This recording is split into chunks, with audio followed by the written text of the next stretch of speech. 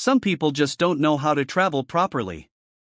That's what the flight attendant sneered, as she shoved a little black girl's art bag down the aisle with her foot, like it was trash. Pause. Can you imagine the audacity, treating a child's dreams like garbage? This is Dark Stories, and we're diving into a tale where prejudice meets power, and karma lands at 30,000 feet. She didn't know the bag held hand-painted dreams. She didn't know the girl's father was David Adabio, a billionaire with zero tolerance for disrespect.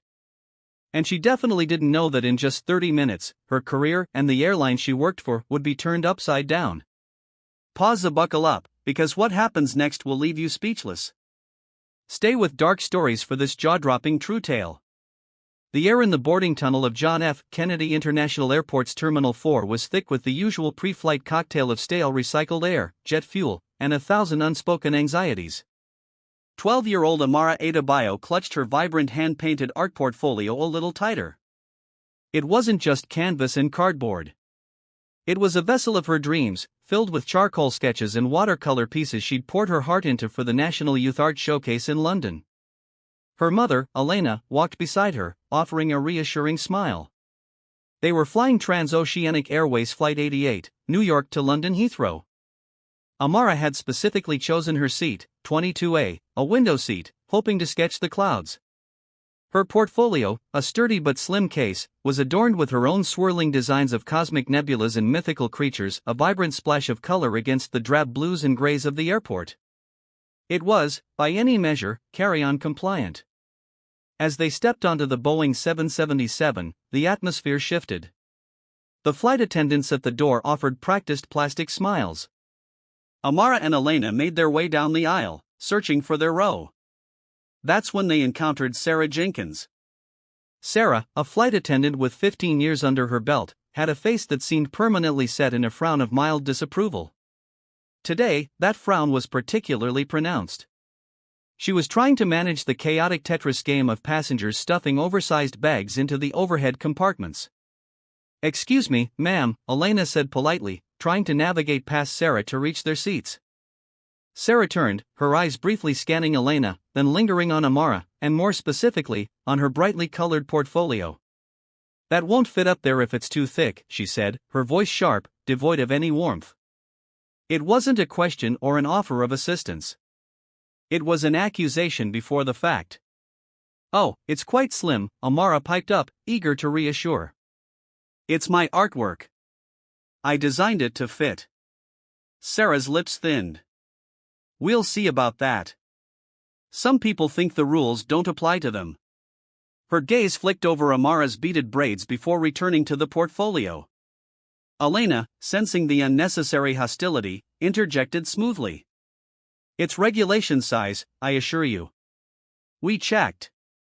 They reached row 22. Amara, excited, looked up at the overhead bin above her seat.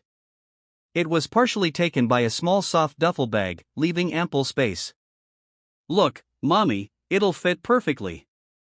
As Amara lifted her portfolio, ready to slide it in, Sarah Jenkins materialized beside her. "No, not like that. You're taking up too much space. It needs to go in sideways and further back." "But then it might get crushed," Amara protested, her voice small. "My drawings are in here." "All bags need to be stowed correctly to ensure they don't fall out," Sarah snapped, her patience clearly non-existent.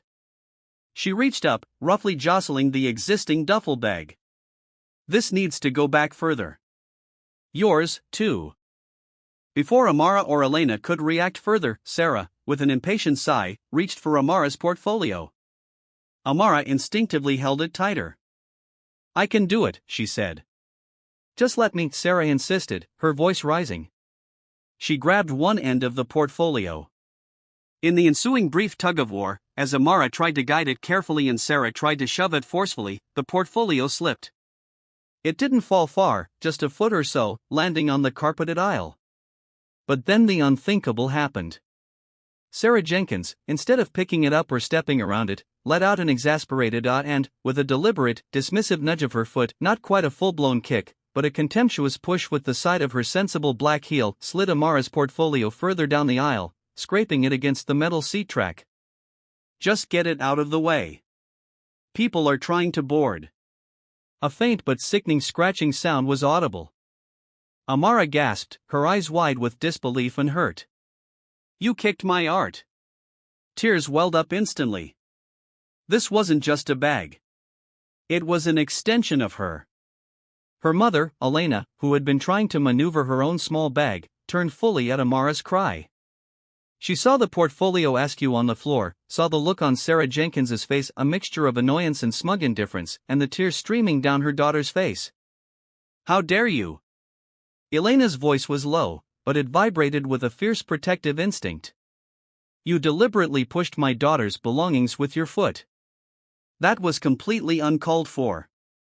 Other passengers had stopped, their attention drawn by Amara's cry and Elena's indignant tone. A hush fell over the immediate vicinity. Sarah Jenkins, however, doubled down.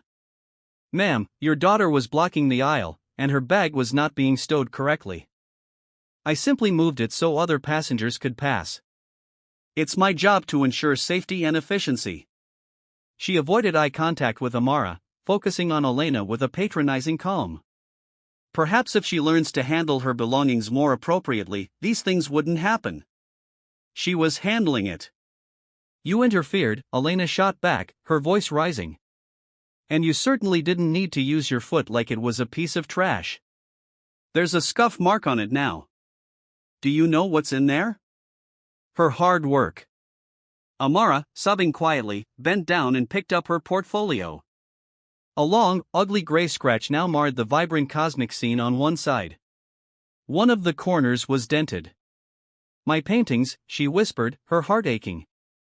It's just a bag, dear, Sarah said to Amara, her tone saccharine and condescending. A little scuff. You'll live. Then, turning back to Elena, now, if you'll please take your seats and stow your items. We need to keep things moving. She gestured vaguely down the aisle and then pointedly turned her attention to another passenger, dismissing them entirely. Elena was seething.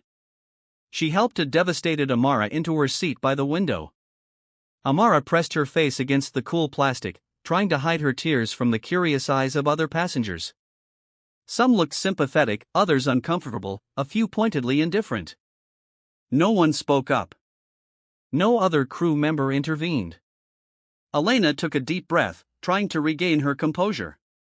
She knew arguing further with this particular flight attendant would be futile and would only escalate the situation negatively in the confined space of the aircraft. But this was not over. Not by a long shot. She looked at her daughter, whose shoulders were shaking.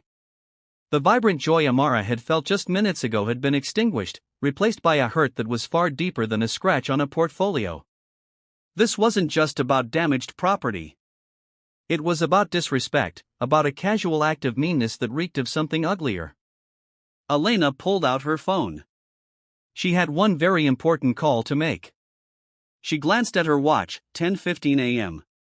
The flight was scheduled to depart at 10:45 a.m. Don't worry, my love, she murmured to Amara, stroking her hair. This isn't right, and we are going to make it right. Her fingers flew across the screen, dialing a number that rarely went unanswered for long. On the other end of the line, thousands of miles away, but always connected, David Adabio was in a board meeting in his London headquarters. David Adabio, CEO of Adabio Holdings International, AHI, a global conglomerate with interests spanning from sustainable energy to cutting-edge technology and luxury real estate, was a man whose presence commanded attention without uttering a single word. His firm was known not just for its aggressive growth, but for its surprisingly ethical core, a reputation David had painstakingly built. Today, however, his laser focus on a new satellite communications venture was about to be spectacularly derailed.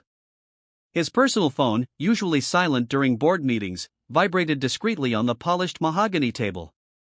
He glanced at the caller ID, Elena. His brow furrowed slightly. She knew he was in this crucial meeting. For her to call, something had to be significantly amiss. Excuse me, gentlemen, he said, his voice calm, but with an undercurrent that made everyone in the room sit up a little straighter. I need to take this. He stepped into his private adjoining office, the London skyline a panoramic backdrop. Elena, is everything all right? Are you and Amara at the airport? Elena's voice was tight with controlled fury. David, we're on the plane, or we were supposed to be taking off soon. Something just happened, something unacceptable. She quickly recounted the incident with Sarah Jenkins, the dismissive attitude, the deliberate shove of Amara's art portfolio with her foot, the condescending remarks, and Amara's utter devastation. As she spoke, David's expression changed from concern to a cold, hard anger that rarely surfaced, but was formidable when it did. He listened intently, his knuckles whitening as he gripped his phone. The image of his vibrant, talented daughter, so proud of her artwork, being subjected to such callous disrespect and casual cruelty by someone in a position of service, ignited a protective rage within him. Amara is heartbroken, David, Elena said, her voice cracking slightly. It wasn't just the portfolio. It was the way she did it, the contempt. It felt targeted. David closed his eyes for a brief moment. He could picture Amara's face, usually so bright and expressive, now clouded with tears. That image alone was enough. What is the flight attendant's name, Elena? He asked, his voice dangerously quiet. Sarah Jenkins. At least that's what her name tag said. Flight 88, Transoceanic Airways, JFK to Heathrow. Transoceanic Airways, David repeated, the name tasting like ash in his mouth. He knew the airline. IHI's corporate travel department used them frequently, though he personally preferred his private jet for most travel, a luxury he indulged primarily for efficiency and privacy, not ostentation. Recently, he recalled his COO mentioning some concerning reports about Transoceanic's declining customer service standards and rising number of complaints. He had even seen a preliminary internal report suggesting AHI reconsider its corporate contract with them. Is Amara okay to fly? Does she want to get off the plane? He asked, his primary concern being his daughter's well-being. She's distraught, but she still wants to go to London for the competition. She's trying to be brave, Elena replied, her voice laced with a mother's pain. But David, this woman, this Sarah Jenkins, she needs to be held accountable. It's not just about a damaged bag. It's the principle. The sheer disrespect. She will be, David stated, a chilling certainty in his tone. Elena, I want you to do nothing for now. Don't engage with this woman further.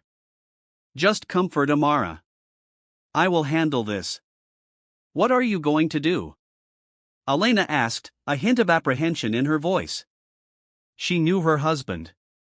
When he said, handle this, it usually involved swift, decisive, and often monumental action. A grim smile touched David's lips.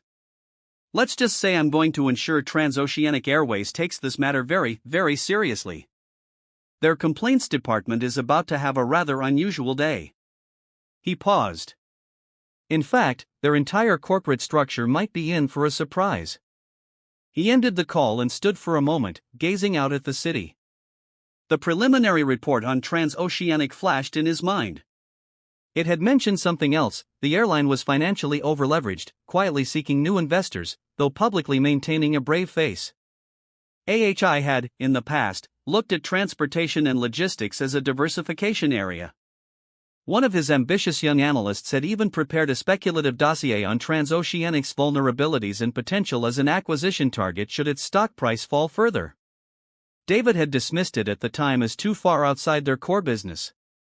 Now, it seemed fate, or rather, the kick of a flight attendant's shoe had brought it sharply back into focus. He strode back into the boardroom. The expectant faces of his executive team turned towards him. Gentlemen, David announced, his voice resonating with newfound purpose. There's been a change of plans. Michael, he addressed his chief financial officer, remember that speculative file on Transoceanic Airways? The one about their current financial standing and market vulnerabilities. Michael Davies, a shrewd man with an encyclopedic memory for figures, nodded slowly.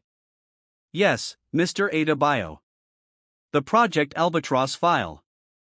Highly leveraged, some significant debt refinancing due in the next quarter. Stock has been underperforming.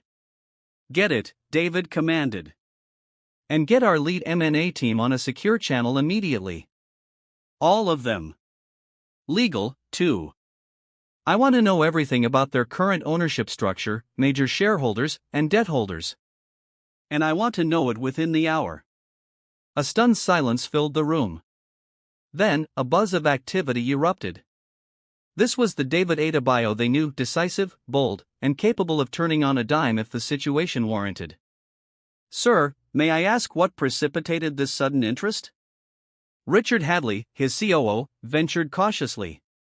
David's eyes, usually warm, were like chips of obsidian. My daughter was just mistreated by one of their employees. Her spirit was momentarily crushed. They kicked her dreams. So, I'm going to buy the airline and teach them a lesson in corporate responsibility and basic human decency from the top down. He glanced at the clock on the wall, 10:25 a.m. New York time. Elena had called him around 10:20 a.m. How long until that flight is wheels up, he mused aloud. Typically, doors close 10 to 15 minutes before departure, Hadley supplied. So, around 10:30 to 10:35 a.m. for a 10:45 a.m. departure. Not if I can help it, David said. He picked up his personal phone again, this time dialing his chief of staff in New York. Sylvia, I need you to do something for me, and it needs to happen immediately. I need to delay transoceanic Flight 88 from JFK to Heathrow. Find a way, a significant, unavoidable way, and then I need you to arrange for me to have a word with the highest-ranking transoceanic official available at JFK right now. While his teams in London and New York scrambled, mobilizing with the speed and efficiency for which AHI was renowned, David Adabio began his own quiet work. He had a few calls to make to some very influential people who held significant stakes in various financial institutions, some of which, he knew, were major creditors to Transoceanic Airways. The clock was ticking. 30 minutes. It was an audacious, almost impossible timeline for what he had in mind. But David Adabio hadn't built his empire by believing in the impossible. He reshaped reality to fit his will. And right now, his will was focused on one thing: justice for Amara and a lesson for Transoceanic Airways that they would never forget. Back on Flight 88, the doors had just been sealed with a pneumatic hiss. Amara was still staring forlornly out the window, the tear tracks drying on her cheeks. Elena held her hand, murmuring reassurances. Sarah Jenkins patrolled the aisle, her expression one of self-satisfied authority, occasionally glancing towards row 22 with a smirk. She had put those two in their place. Then, the captain's voice came over the intercom, not with the usual pre-flight pleasantries, but with a tone of confused apology. Good morning, ladies and gentlemen. This is your captain speaking. We seem to have a slight, unexpected ground delay. We're being asked to hold at the gate for a few more minutes. We're not entirely sure of the reason yet, but we'll update you as soon as we know more. Please remain seated. A low murmur went through the cabin. Passengers exchanged puzzled glances. Sarah Jenkins looked momentarily flustered. Delays cost money and ruined schedules. She hoped it wasn't anything serious. She had a life to get to in London, too. Little did she know, the delay was not only serious, it was about her, and it was just the beginning.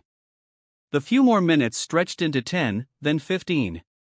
The cabin of Transoceanic Flight 88 grew restless. Passengers grumbled, checked their watches, and made increasingly agitated calls. The air conditioning seemed to struggle against the collective impatience. Amara, initially still lost in her sadness, found a sliver of distraction in the unusual delay. "Why aren't we moving, Mommy?" she whispered. Elena squeezed her hand. "I don't know, sweetie, but your father is aware of what happened. He's looking into it." That was an understatement of colossal proportions. Sarah Jenkins, meanwhile, was becoming increasingly irritated. She conferred in hushed, urgent tones with the lead flight attendant near the galley. This was unprofessional, unprecedented, even for such a last-minute, unexplained hold. She prided herself on smooth, on-time departures. This reflected badly on everyone. Suddenly, the captain's voice crackled over the intercom again, this time sounding even more perplexed. "Ladies and gentlemen, apologies again for this continued delay. We've now been informed that there is a VIP security protocol that needs to be addressed. We are being instructed to remain at the gate with the doors closed until further notice." I I honestly have no further information for you at this time, but please bear with us. A VIP security protocol on a full commercial flight that had already sealed its doors? The passengers were now openly expressing their frustration. Speculation ran wild. Was there a bomb threat? A wanted criminal on board? Sarah Jenkins felt a prickle of unease. This was escalating beyond a simple technical glitch. At JFK's Terminal 4, in the Transoceanic Airways station manager's office, a scene of controlled chaos was unfolding. Sylvia Chen, David Adabio's New York chief of staff, a woman known for her unflappable demeanor and ruthless efficiency, had arrived like a polite but unstoppable force of nature. "Mr. Henderson," Sylvia said, addressing the flustered station manager, a portly man named Bill Henderson, whose tie was already loosened. "As I explained, Mr. Adabio requires an immediate conversation with you regarding a serious incident of misconduct by one of your flight crew aboard Flight 88. Furthermore, he has instructed that the flight be held until this matter is addressed to his satisfaction." Henderson sputtered, "Hold a flight? Based on what? Who is this Mr. Adabio to demand such a thing? We have international aviation regulations, protocols. I can't just ground a London-bound 777 because someone had a bad flight experience." Sylvia's smile was thin, almost reptilian. "Mr. Adabio is a significant global investor, and as of approximately 10 minutes ago, he initiated a series of financial maneuvers that I believe your corporate headquarters are just now becoming aware of. Let's just say Transoceanic's continued operational solvency might hinge on his goodwill. Are you quite sure you wish to dismiss his request so lightly?" Henderson paled. He'd received a frantic, garbled call from someone high up in corporate security a few minutes ago, mentioning an urgent, high-level intervention and an order to cooperate fully with a representative from AHI arriving at his office. He hadn't connected the dots until this very moment. Adabio Holdings International. He knew that name. Everyone in the financial world knew that name. His bluster deflated instantly. The AHI? He sank into his chair. What exactly is the nature of this misconduct? Sylvia laid out the details of Sarah Jenkins's interaction with Amara Adabio, her tone factual and devoid of emotion, which somehow made the account even more damning. She mentioned the kicked art portfolio, the dismissive attitude, the racial undertones Elena had perceived. Henderson listened, his face growing grimmer by the second. He dealt with customer complaints daily, but this was different.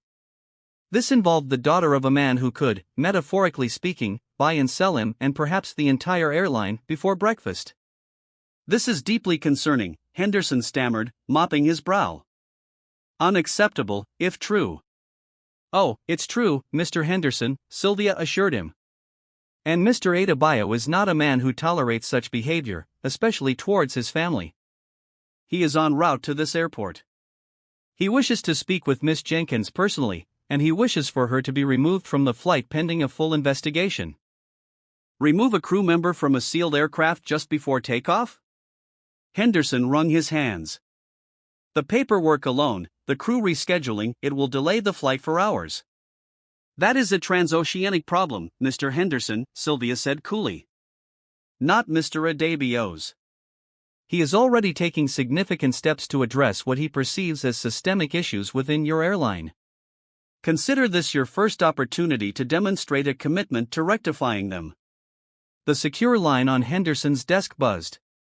It was the direct line from Transoceanic's corporate headquarters. He picked it up with a trembling hand. The voice on the other end was panicked, urgent, and confirmatory of everything Sylvia had implied. A major shareholder was rumored to be dumping stock. Credit lines were being reviewed, and a hostile takeover bid by an unnamed entity with colossal financial backing was suddenly a terrifyingly real possibility. The only name being whispered in connection with this maelstrom was Adabio. Henderson hung up, looking like a man who had seen a ghost. "The flight will remain grounded," he said to Sylvia, his voice hollow. "And Miss Jenkins will be escorted off the aircraft to meet with Mr. Adabio upon his arrival." On board Flight 88, the captain's voice came on again, 35 minutes after the scheduled departure time. "Ladies and gentlemen, we have a further update. It appears there is a specific personnel issue that needs to be addressed on the ground. We will be deplaning one of our crew members. This is a highly unusual situation, and we sincerely apologize for the significant delay this will cause. We ask for your continued patience. A wave of disbelief and anger swept through the cabin. Deplaning a crew member? What on earth could warrant that? Sarah Jenkins, who had been standing near the front galley, felt a cold dread seep into her bones. Personnel issue?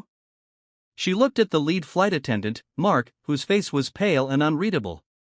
Just then, the cockpit door opened, and the first officer emerged. He walked directly to Sarah. "Sarah," he said, his voice low and strained. "You need to come with me. Station manager wants to see you now." "Me?" Sarah's voice was a squeak. "Why? What's going on?" Her mind raced. Was it about that girl? That stupid bag? Surely not. It was a minor incident, blown out of proportion by an oversensitive mother. "I don't have the details," the first officer said, his eyes avoiding hers. "But it's not optional. Grab your things. We have to reopen the door." The humiliation was intense. As Sarah Jenkins, under the bewildered and suspicious gaze of every passenger on Flight 88, gathered her small crew bag, the forward portside door was unsealed, and the jet bridge, which had begun to retract, was slowly maneuvered back into place. The whispers were deafening. Elena watched Sarah's walk of shame, her expression impassive. Amara, however, peeked over the seat, a mixture of confusion and a dawning understanding in her eyes. She saw Sarah Jenkins's face, no longer smug, but pale and frightened. As Sarah stepped onto the jet bridge, Bill Henderson, the station manager, was waiting for her, his face a mask of grim formality. "Miss Jenkins," he said, "please come with me. There's someone who needs to speak with you." Sarah, bewildered and defensive, followed him into the terminal, back towards the gate area. Her mind was a whirlwind. What could this possibly be about? Who was this someone? They didn't have to wait long. Striding through the terminal with an entourage that included Sylvia Chen and two rather large, stern-looking security personnel who were definitely not JFK regulars, was a man who radiated an aura of immense power and absolute authority. He was impeccably dressed in a tailored suit that whispered rather than shouted its expense. His expression was one of profound, icy disapproval. It was David Adabio. He had made it from his London office via secure video links and a flurry of transatlantic calls to effectively halt an international flight and summon a flight attendant, all in under 40 minutes since Elena's call. His physical arrival at JFK was a mere formality, an exclamation point to a sentence already written. Though, of course, Sarah Jenkins didn't know any of this. She just saw a very imposing, very angry-looking man heading straight for her. Bill Henderson gestured weakly toward Sarah. "Mr. Adabio, this is flight attendant Sarah Jenkins." David Adabio stopped a few feet from Sarah, his eyes, cold and piercing, bored into her. For a moment, he said nothing, simply observing her, letting the silence stretch to an uncomfortable, almost unbearable length. Sarah felt herself shrink under his gaze.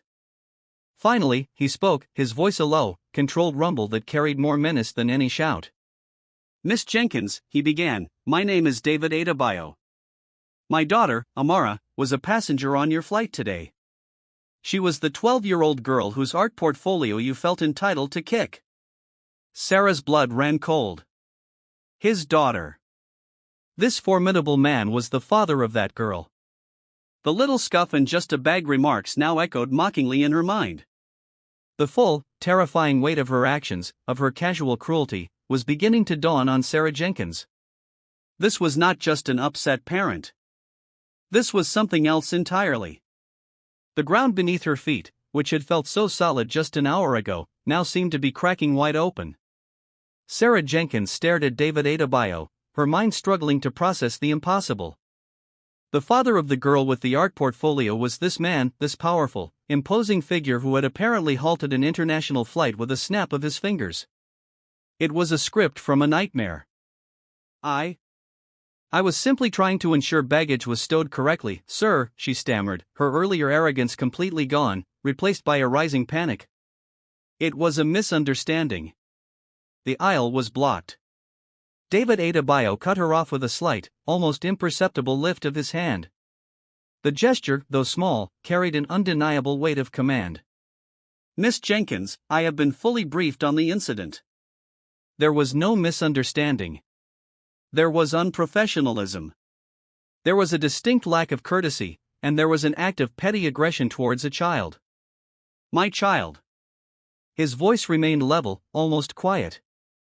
Yet each word landed like a hammer blow. "My daughter was excited about her trip. She was carrying artwork she had poured her soul into. You treated her and her property with contempt." I apologize if it came across that way," Sarah mumbled, her gaze fixed on the floor. "I didn't mean to cause any distress." "You didn't mean to?" David Adabio echoed, a dangerous glint in his eyes. "My daughter was in tears, Miss Jenkins. Tears because of your deliberate actions. The damage to her portfolio is minor compared to the damage to her spirit in that moment. That, Miss Jenkins, is something I do not take lightly." Bill Henderson, the station manager, hovered nervously nearby, looking like he wished the earth would swallow him whole. Sylvia Chen stood a little behind Mr. Adabio, an impassive observer holding a tablet. "Sir, I assure you, Transoceanic Airways takes all passenger complaints very seriously," Henderson interjected, trying to regain some semblance of control, however illusory. "Miss Jenkins will be subject to a full internal review. We will ensure appropriate disciplinary action is taken." David Adabio turned his cool gaze on Henderson. "Mr. Henderson, with all due respect, your airline's internal review processes are, at this moment, the least of my concerns and also, perhaps, the most."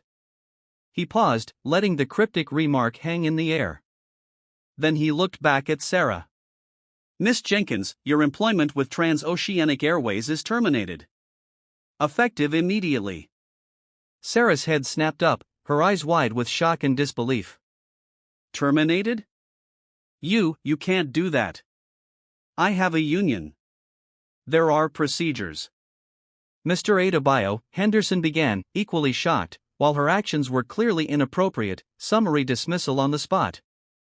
"I don't have that authority directly. It needs to go through HR, through the proper channels." David Adabio's lips curved into a smile that held no warmth, only a chilling certainty. "Ah, but Mr. Henderson, that's where you are mistaken. You see, the proper channels, as you call them, are currently undergoing a rather significant restructuring." He gestured to Sylvia, who tapped her tablet. "Sylvia, perhaps you could update Mr. Henderson and Miss Jenkins on the latest developments regarding the ownership of Transoceanic Airways." Sylvia stepped forward, her expression neutral. "Certainly, Mr. Adabio." Approximately 20 minutes ago, Adabio Holdings International, through a series of pre-negotiated contingent acquisitions and emergency capital injections triggered by specific covenant breaches in Transoceanic's debt agreements, breaches, I might add, that were somewhat accelerated by sudden market pressures this morning, secured a controlling interest in Transoceanic Airways' parent company, Global Air Transit Group. She paused for effect. Henderson's jaw literally dropped. Sarah Jenkins looked utterly bewildered, as if Sylvia were speaking a foreign language. Sylvia continued, "Mr. David Adabio is, as of this moment, the de facto majority shareholder and has initiated proceedings to reconstitute the board. His first directive, conveyed to the interim CEO, who was appointed roughly 5 minutes ago, was to address the personnel issue on Flight 88 with immediate and decisive action. That action, Miss Jenkins, is your termination for gross misconduct and actions bringing the airline into disrepute." Silence. Thick, stunned, absolute silence. Sarah Jenkins swayed slightly. It was too much, too fast. By the airline? He'd bought the entire airline? Because she kicked a bag? It sounded insane, like a fever dream. "No, that's not possible," she whispered, her voice trembling. "This is a joke. A cruel joke." David Adabio's expression was anything but joking. "I assure you, Miss Jenkins, I find very little humor in situations where my family is mistreated or where businesses I am associated with operate with such a blatant disregard for basic decency. You asked if I could terminate your employment. As the new owner, effectively, of this airline, I can, and I have. He turned to Henderson, whose face was ashen. Mr. Henderson, you will facilitate Miss Jenkins's removal from airport premises. She will be paid any outstanding salary due to her as per her contract, but her association with this airline ends today. Her flight privileges are revoked, and she is not to work on any flight operated by any airline under the Global Air Transit Group umbrella ever again. Henderson, looking utterly defeated, could only nod mutely. The power dynamic had shifted so completely, so seismically, that he was left reeling. David Adabio then addressed Sarah Jenkins one last time. Consider this a life lesson, Miss Jenkins. Sometimes, the smallest actions can have the most profound consequences. Dignity, respect, kindness, they are not optional extras in customer service or in life. They are fundamental. You failed on all counts today. With that, he turned his back on her, a gesture of final dismissal more potent than any further words. Sarah Jenkins stood frozen, the world she knew having crumbled around her in less than an hour. The smirking authority, the petty power trip, all reduced to this, jobless, disgraced, and the catalyst for a corporate takeover she couldn't even comprehend. Sylvia, David Adabio said, his tone shifting back to business. Ensure Flight 88 is prepared for departure as soon as a replacement crew member can be found. Offer all passengers complimentary premium upgrades for their next flight with us and issue a formal apology from the airline for the delay and the unfortunate incident they witnessed. I want a full review of Transoceanic's customer service training protocols, complaint handling procedures, and diversity and inclusion policies on my desk by Monday. Yes, Mr. Adabio, Sylvia replied, already typing furiously into her tablet. David Adabio then did something unexpected. He walked towards the gate where Flight 88 was still docked, passengers peering curiously through the windows. He nodded to the gate agent. I'd like to board the aircraft for a moment to speak to my daughter and, perhaps, to the other passengers. The gate agent, wide-eyed and aware that something monumental had just occurred, though not the full extent of it, quickly complied. David Adabio stepped onto Flight 88. A hush fell over the cabin as this imposing, impeccably dressed man walked down the aisle. He stopped at row 22. Amara looked up, her eyes red-rimmed, but now wide with a mixture of awe and dawning realization. Elena simply looked at her husband with an expression of profound understanding and quiet pride. He crouched down beside Amara. Are you all right, my princess? He asked softly, his voice now gentle, all traces of icy anger gone. Amara nodded, a watery smile forming. Daddy, what happened? Let's just say, David said, winking, that the airline wanted to make sure you knew how important their passengers are, especially young artists with beautiful portfolios. He gently touched the scuffed corner of her art case.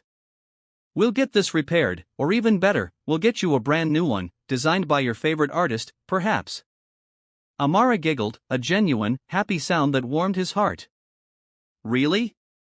Anything for you, he said. He then stood up and addressed the cabin, his voice calm and reassuring. Ladies and gentlemen, my name is David Adabio. I apologize for the significant delay you've experienced. There was an unfortunate incident involving a member of the crew and my daughter, which has now been addressed. I want to personally assure you that such conduct is not representative of the standards we aspire to at Transoceanic Airways. A slight murmur went through the passengers. We aspire? In fact, David continued, a subtle emphasis in his tone, my company, Adabio Holdings International, has today taken a controlling interest in Transoceanic Airways. This airline is now under new ownership. Gasps rippled through the aircraft. Jaws dropped. Phones were subtly raised to record. Our commitment, David stated, his gaze sweeping across the passengers, is to transform Transoceanic into an airline that prioritizes respect, dignity, and outstanding service for every single passenger. The changes will begin today. As a small token of our apology for this disruption, and as a welcome to the new Transoceanic, all passengers on this flight will receive a voucher for a complimentary upgrade to business class on their next journey with us. Furthermore, we will be making a significant donation to youth arts programs in both New York and London. He smiled warmly. Thank you for your patience. I wish you all a pleasant flight to London. He gave Amara one last reassuring nod and a loving glance at Elena, then disembarked as the aircraft door finally closed for the second time, and the plane began its pushback. A stunned silence was followed by a babble of excited chatter. Passengers were looking at Amara and Elena with a mixture of awe and sheer disbelief. The little girl whose bag was kicked, her dad just bought the airline. Amara, no longer crying, looked out the window as the Boeing 777 finally taxied towards the runway. The world outside seemed a little different now, brighter. She picked up her scuffed portfolio, a new sense of resilience blooming within her. Maybe, just maybe, this experience, as awful as it had started, would become one of her most important stories. Meanwhile, in a stark, quiet room somewhere in the depths of JFK's Terminal 4, Sarah Jenkins was contemplating the smoking ruins of her career and the unbelievable, almost surreal chain of events her actions had triggered. The karma hadn't just knocked, it had bulldozed its way into her life, leaving devastation in its wake. And it was far from over. The story of Flight 88 and David Adabio's dramatic acquisition of Transoceanic Airways, spurred by the mistreatment of his daughter, didn't stay confined to the tarmac of JFK or the cabins of a single Boeing 777. It exploded. The passenger who had been discreetly filming the initial confrontation with Sarah Jenkins, a freelance journalist named Chloe Davis, found herself with the scoop of a lifetime. Her footage, combined with whispers from shell-shocked Transoceanic employees and the eventual carefully worded press release from Adabio Holdings International announcing their strategic investment in the global air transit group, painted an electrifying picture. Within hours, flight attendant fired, billionaire buys airline, and artist's precious cargo were trending globally. News outlets scrambled, commentators weighed in, and Sarah Jenkins's name, despite initial attempts by some media to withhold it, was eventually leaked and plastered across social media. Her image, caught mid-sneering Chloe's video, became a meme representing petty tyranny and instant karma. Stay tuned to Dark Stories as we unpack the fallout of this incredible tale. For Sarah Jenkins, the aftermath was a relentless, humiliating ordeal. Her union, initially vowing to fight her dismissal, quietly backed down when the sheer scale of AHI's takeover and the damning evidence of her behavior became clear. They issued a statement condemning unprofessional conduct and distancing themselves from her actions. Job offers in the aviation industry, or any customer-facing role, evaporated. Friends grew distant. The anonymity she once had was shattered. She became a pariah, a walking embodiment of how not to behave. Past complaints against her, previously dismissed or lightly reprimanded by Transoceanic's complacent HR department, resurfaced. A pattern of dismissive behavior, microaggressions, and power tripping emerged, painting a picture of an employee who should have been flagged and retrained, or perhaps even let go, long ago. This systemic failure became a key focus for David Adabio. He wasn't content with just firing one flight attendant. His goal was far more ambitious: to fundamentally reshape Transoceanic Airways from a culture of indifference to one of exemplary service and respect. The Monday following the incident, David Adabio, along with a hand-picked transition team from AHI, walked into Transoceanic's corporate headquarters. The atmosphere was thick with anxiety and trepidation. Employees who had coasted under the old regime, who had perhaps turned a blind eye to declining standards, were visibly nervous. Adabio's first week was a whirlwind. Leadership overhaul. The interim CEO was quickly replaced by a seasoned aviation executive known for customer-centric turnarounds, handpicked by Adabio. Several senior VPs in operations, HR, and customer service, whose departments were found to be negligent or ineffective, were offered generous severance packages and swiftly shown the door. Immediate policy changes, new, crystal-clear guidelines on passenger interaction, conflict resolution, and anti-discrimination were drafted and disseminated. The customer is always right mantra was replaced with every customer deserves respect and dignity. A zero-tolerance policy for any form of harassment or discrimination, by staff or towards staff, was implemented. The Amara initiative, named implicitly for his daughter, a comprehensive retraining program was announced for all 15,000 Transoceanic employees, from gate agents to pilots to baggage handlers. Developed in partnership with leading customer experience consultants and civil rights advocacy groups, the training focused on empathy, cultural sensitivity, de-escalation techniques, and recognizing unconscious bias. It wasn't just a PowerPoint presentation, it was interactive, immersive, and mandatory. Failure to complete or pass the new certification meant reassignment or termination. Empowering employees, ensuring accountability, while cracking down on poor behavior, Adabio also introduced measures to support good employees. Better pay scales were announced, whistleblower protection strengthened, and a new system for commendations and rewards for exceptional service was put in place. The goal was to make employees proud to work for the new transoceanic. Listening tour, Adabio and his top team spent weeks flying on transoceanic routes, not in first class, but in coach, talking to passengers and crew, observing operations firsthand, and gathering feedback. He held town halls with employees at major hubs, including JFK, Heathrow, and Los Angeles International Airport, LAX. The changes were not without resistance. Some longtime employees grumbled about the new regime. The cost of the retraining and fleet upgrades, another of Adabio's initiatives to improve the passenger experience, was substantial. Wall Street analysts questioned the aggressive pace and the focus on soft metrics like customer satisfaction over immediate profit maximization. But David Adabio was resolute. Profitability will follow excellence, he stated in a widely publicized interview. We are not just fixing an airline. We are building a brand synonymous with respect. That is a long-term investment, and it is non-negotiable. Amara, back in London after her art competition, where, inspired and more determined than ever, she won a special commendation, found herself an unintentional icon. Letters and messages poured in from people who had faced similar disrespectful treatment in various service industries. She became a quiet symbol of standing up to casual injustice. With her parents' guidance, she and David established the Art Sparks Foundation, funded by that initial donation Adabio promised on the flight. The foundation's mission was to provide art supplies and mentorship to underserved children, fostering creativity and self-expression.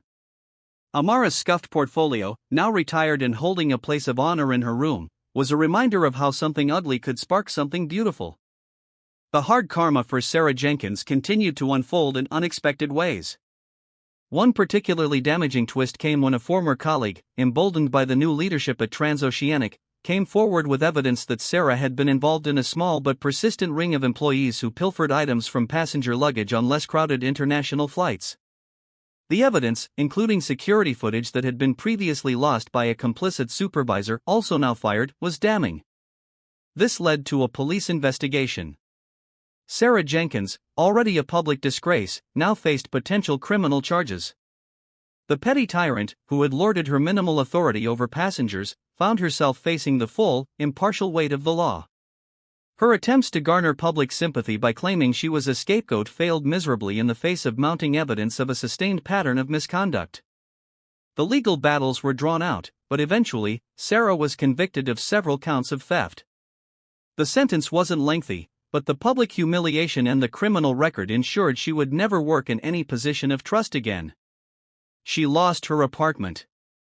Her remaining friends dwindled. And she was forced to confront the devastating consequences of her choices, born from bitterness and a sense of entitlement.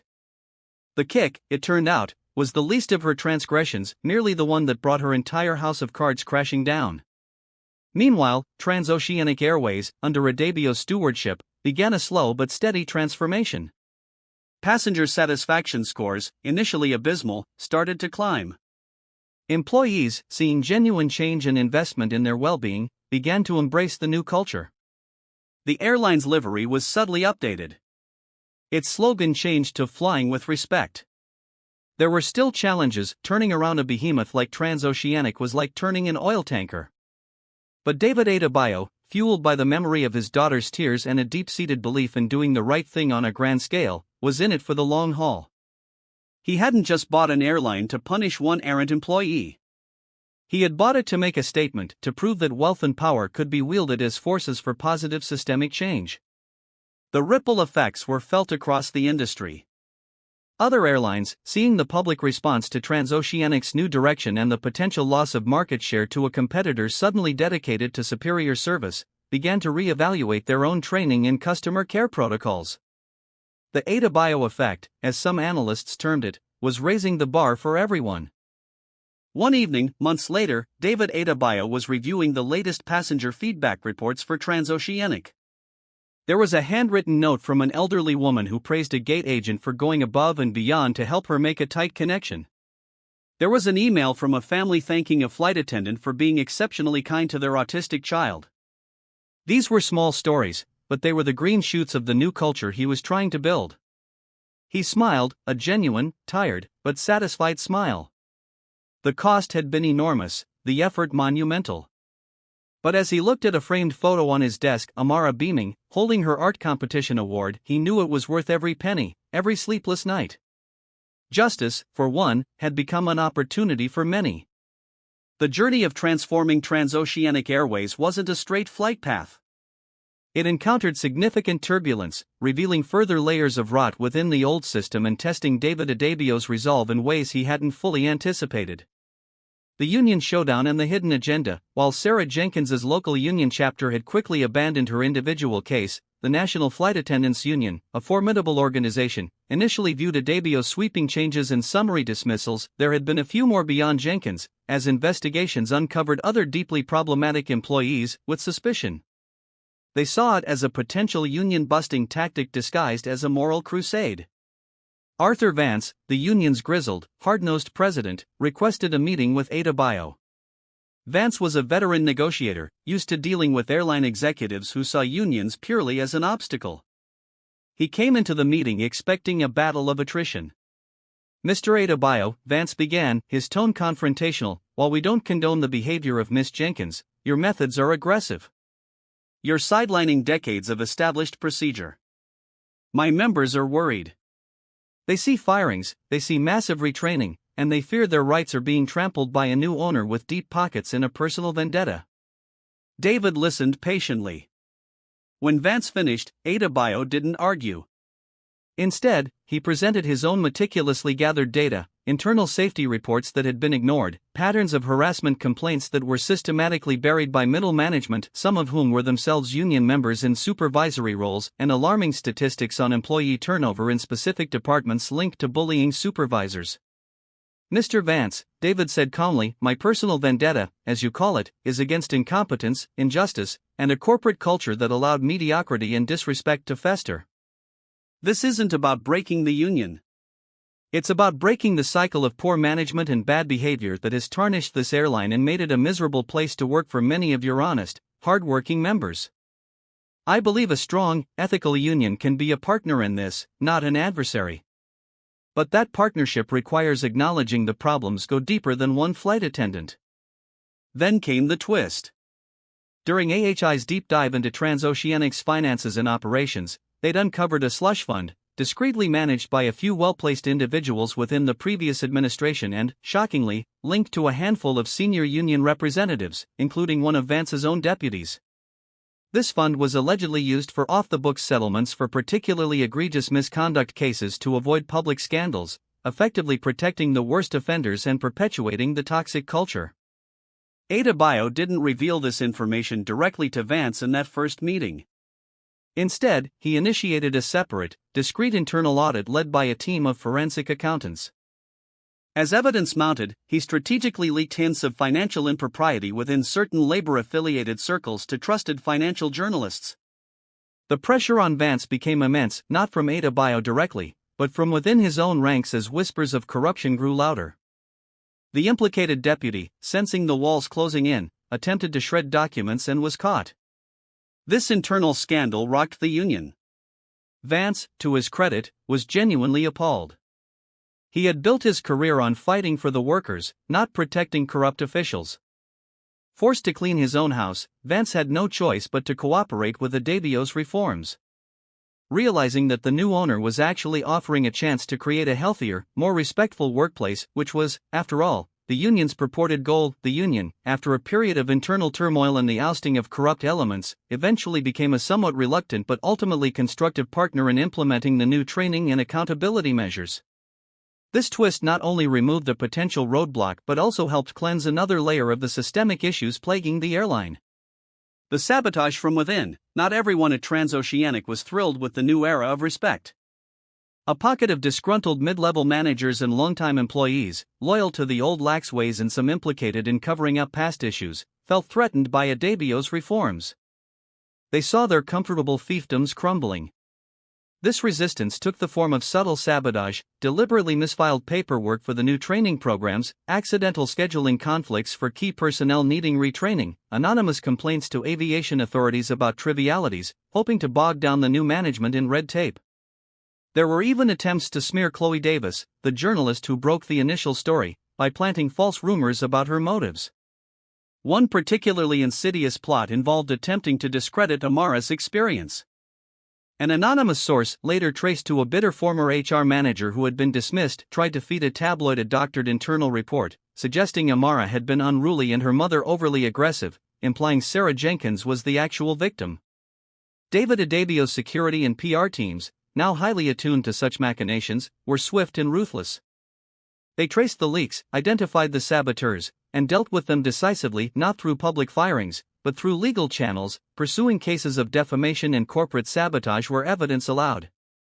For the tabloid, they provided irrefutable evidence of the report's falsification, including sworn affidavits from other passengers on Flight 88 who had witnessed Sarah Jenkins's behavior and corroborated Elena and Amara's account.